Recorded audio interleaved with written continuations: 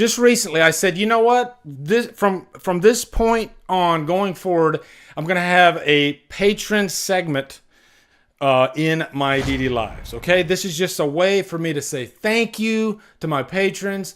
Love you guys so much. So I said, you know what? Just throw me some quick, little topics, questions, whatever. And they always throw some really fun questions at me. One of them, I did some homework for them too. Beth S, she sent me a really good one, and I got some nice slides for you. Let me see. Let me pull it up here. Okay, topical slides. Yeah, funny enough, Eddie and the Cruisers, right? Guys, so tell me right now, think about a movie that has a fictional band in it that is really cool, okay? If you can't think of any, I got some for you, okay? I'm going to talk about Kiss tonight too, okay? Because Kiss just had the end of the road, their final concert. I got some thoughts on that. And they got a new era that they're wanting to discuss going forward. I got some more thoughts on that. We'll get into that, okay? I don't want to get too deep into the Kiss weeds right now. But, oh shit, Chris Snyder, good one. Icy Twat, good one. Good name too. The Green Room, yeah, dude, Green Room's one of my favorite freaking movies. I am not kidding. That is an amazing movie. Low Shoulder and Jennifer's Body. Damn. The Crow Brandon Lee Band. I might have that one on here. Man, Through the Trees. See, I can't sing that one. I will find you. Trying to find my what's the note I'm looking for? Yeah. That's a Low Shoulder though. That's a good song. I used to listen to that song like constantly all the time. The Doors isn't a fictional band, Rosalia. What are you doing? Come on now. What about the band from That Thing You Do? Remember that band? The drummer, the guy that played the drums in the band, he had to learn for the movie. He'd never played the drums before. First one, obviously, Eddie and the Cruisers. John Cafferty Band actually played all the songs on that album. It's the John Cafferty Band that you hear. But Michael Pare, good-looking man that he is, his voice matches the singer of the John Cafferty Band perfectly. And I'll admit, when I saw this movie, and I was probably in my like 12 years old when I was Stand By Me age, when this movie came out, and I loved it to death. And I thought that they were actually the band, just because Michael Pare sounded so much like John Cafferty. I didn't find out until years later that he wasn't actually singing, but damn does he sing. And I think that's an important thing if you're doing a movie and you got a band in the background. Like, I think a one that they kind of screw it up, but the band's great. And we'll do that one next, actually. So we take off Eddie and the Cruisers. Let's go to this one right here. I'm moving around. Yeah. Remember Rockstar? Good movie. I like the movie Rockstar.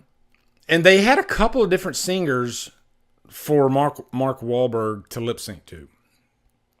And the We All Die Young song. And I'm not even going to try to sing that high, okay? Mike Mativak, who was in the band Steelheart, he got the offer to sing for this movie. Now, Steelheart had been a band that had, they were consumed by grunge, right? They were an 80s band. I love Steelheart, by the way. Their first two albums are phenomenal. I think Mike Mativak, his voice is so good that it's undeniable, and they're still performing to this day just because of how talented he is. He was too talented. Some people are too talented that they can transcend paradigm shifts, right? And he did that. He eventually found his way back because his voice was so good that he's the guy that sang We All Die Young. But Mark Wahlberg, his voice doesn't really match, Mike Mativak's, right? And I know I'm saying his last name wrong, but yeah. And there was another singer that he was kind of copying too. I think the guy from the Verve Pipe, something like that. But that was when in the later part of the movie when he switches kind of genres. But yeah. But Yeah, We All Die Young, Steelheart, man. I'm a huge, huge, huge Steelheart fan. Saw them in concert. They opened for Slaughter back in 1992, and I saw their very last concert with the original band because there was a horrible, horrific accident on stage, and a lighting rig literally fell and flattened Mike Machivek like a pancake. And I was there in the audience. Well, and I remember everybody was just like screaming, what the fuck is going on? You know, we didn't know if this was part of the show, but yeah, it screwed him up really bad. He had to go to the hospital, and that pretty much ended that iteration of Steelheart. So yeah, I like Rockstar though. That's a really good movie. But yeah, if you look on the left there too, that's Zakk Wylde. You got Jeff Pilson from Dokken. And then on the far right, you got Jason Bonham, John Bonham's son. Cool stuff. Cool stuff. Okay, let's go to the next one. What about that guy, right? Isn't that the most awesome picture you've ever seen? Like, if studio heads were sitting around a meeting, a big table today, pitching ideas, and somebody said, you know what's missing? Oily, sweaty, shirtless guy with a sax. Right? It doesn't sound right like it works, but somehow it does, because it fits in with the tone of the Lost Boys. Who cares what the name of that band was? Does anybody know, for extra points, does anybody know what the name of the Lost Boys band was? Was there even a name given to the band? I don't know.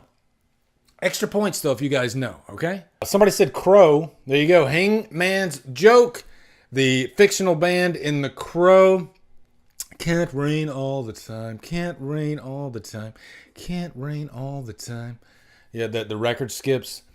And I like the song too, but you know what? Correct me if I'm wrong, guys, but is that song available anywhere? Was there ever a full version of that song ever recorded? I don't think so. And I think the only way you can hear that song is what's in the movie. That little bit. I don't know.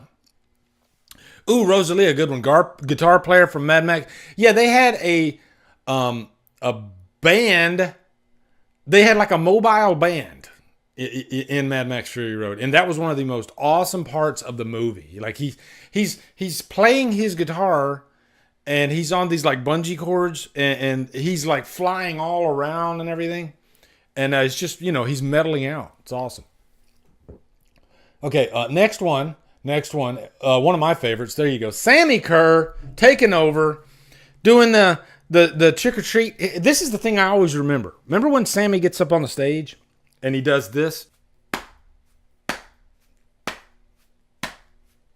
And then the crowd, like in unison, they start like clapping. And then all of a sudden the guitar comes in.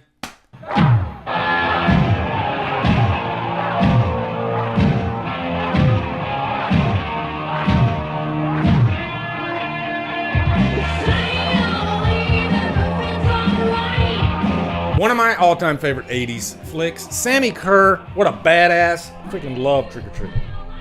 Trick or Treat. And I don't think I still think Trick or Treat's underrated. Because I don't hear people talking about it enough. But, Dewey Cox. Good one, Wes. Good one. Dewey Cox. Yes. Guys, Wes, I'm so glad you mentioned Dewey Cox. Because that is one of the most slept-on movies ever. Another movie that nobody ever talks about, Dewey Cox, Walk Hard.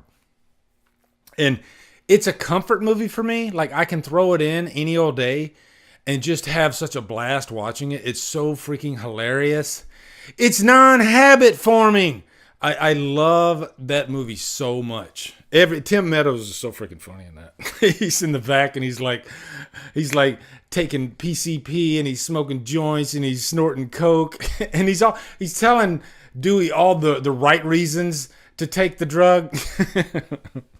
It's a funny bit for sure. And this one might be everybody's favorite. Spinal Tap. Oh my God, that soundtrack is. And you know what? So many bands still to this day say the movie is pretty much truth as far as like what it's like to be in a rock and roll band. All the embarrassing tropes that come with being in a rock and roll band. You know, like one of my favorite scenes is when they're supposed to have this big stone structure behind them, and because the stage is important. The stage has to be massive, and the props and all that stuff, and then they order in inches instead of feet, and so the prop comes in and it's like this big. It's great. Dazed and Confused. Does Dazed and Confused have a fake band in the movie? Mikey Weiss, what's up, brother? How you doing? Dude, Mikey, you've never seen Trick or Treat? Oh my God, dude. You know what? Everybody's got that movie that they haven't seen, right? But I'm telling you right now, I cannot recommend Trick or Treat enough.